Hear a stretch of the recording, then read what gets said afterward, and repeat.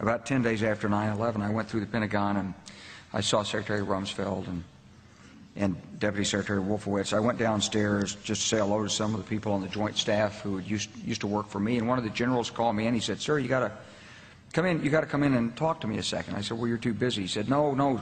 He says, "We've made the decision. We're going to war with Iraq." This was on or about the 20th of September. I said, "We're going to war with Iraq. Why?" He said, "I don't know."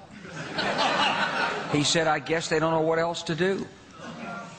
So I said, "Well, did they find some information connecting Saddam to Al-Qaeda?" He said, No. He says, "There's nothing new that way. They've just made the decision to go to war with Iraq."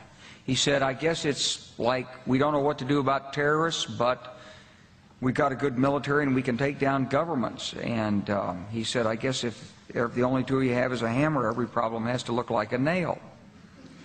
So I came back to see him a few weeks later, and by that time we were bombing in Afghanistan. I said, "Are we still going to war with Iraq?" And he said, "Oh, it's worse than that."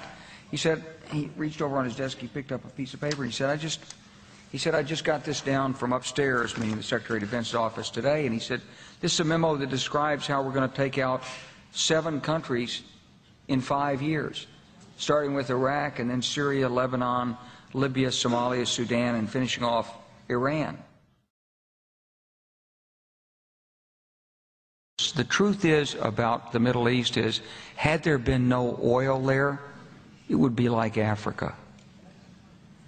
Nobody is threatening to intervene in Africa. The problem is the opposite. We keep asking for people to intervene and stop it. And there's no question that the presence of petroleum throughout the region has sparked great power involvement.